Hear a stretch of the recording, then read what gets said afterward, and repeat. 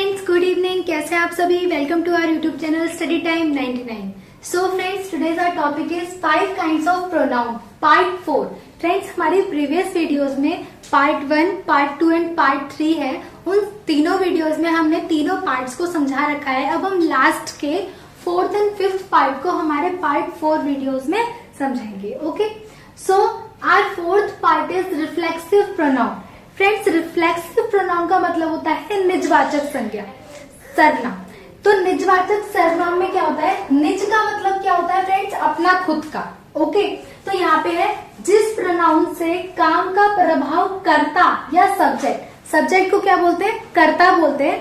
तो सब्जेक्ट पर पड़ता हो या फिर उसी के ऊपर प्रकट हो रहा है, उसे हम रिफ्लेक्सिव प्रोनाउन कहते हैं। जैसे कि अगर हम एग्जाम्पल की बात करें, it's like my self, himself, them self. कहने का मतलब कि अगर सब्जेक्ट में दे है तो देम सेल्फ लगेगा, आई है तो माई सेल्फ लगेगा, ही या शी है तो हिमसेल्फ या फिर हर सेल्फ लगेगा, लड़का है तो ही और हिमसेल्फ लगेगा, लड़की है तो शी और हर सेल्फ लगेगा। ओके, तो यहाँ पे एग्जाम्पल के तौर पे हम यहाँ पे समझते हैं, कविता डिसीव्ड हर सेल्फ। मतलब यहाँ पे जो कविता है, इस कविता को हमने हर सेल्फ यहाँ पे क्यों लगाया है? क्योंकि यहाँ पे एक लड़की है, ये एक लड़की के बारे में बात हो रही है। ओके, तो यहाँ पे लड़की है तो हम यहाँ पे लास्ट में क्या लगाएंगे? हम हर सेल्फ लगाएंगे।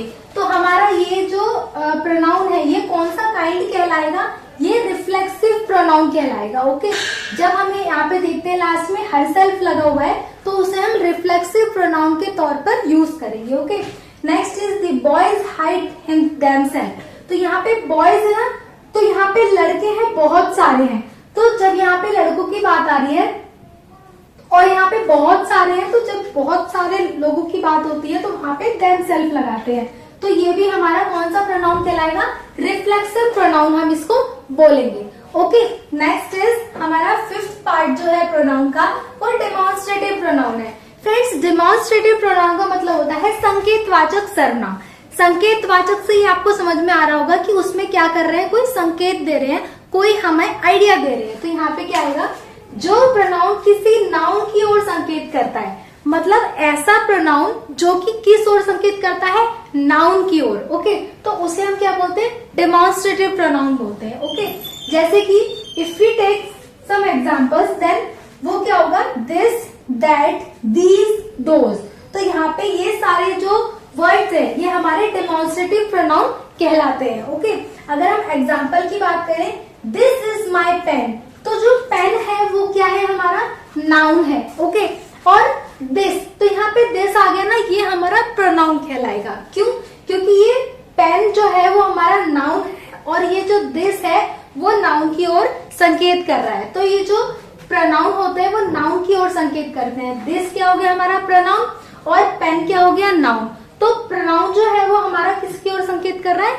नाउन की ओर। तो वो हमारा दिस क्या हो जाएगा? हमारा दिस डेमोन्स्ट्रेटिव प्रोनाउन हो जाएगा। ओके, दोज आर गर्ल्स, तो जो गर्ल है वो क्या है? हमारी नाउन है, और दोज ये क्या है? हमारे डेमोन्स्ट्रेटिव प्रोनाउन है। तो फ्रेंड्स, ये जो दोज है, दोज आर गर्ल्स, हमारा प्रोनाउन किसकी ओर संकेत कर रहा है? नाउन की ओर संकेत कर रहा है। तो हमारा ये जो दोज, दीज, दैट, ये सब चीजें क्या हो जाएंगी? हमारी डेमोन्स्ट्रेटिव प्रोनाउन कहलाएंगी। ओके, तो हमारे काइंड्स ऑफ प्रोनाउन आज यही फिनिश होते हैं। हम हमारे नेक्स्ट वीडियो में आप लोगों के लिए कुछ नया और अच्छा लेकर आएंगे। फ्रेंड्स, सीखते रहिए, क्योंकि सीखने की कभी कोई उम्र नहीं होती। Thank you so much friends, and stay healthy.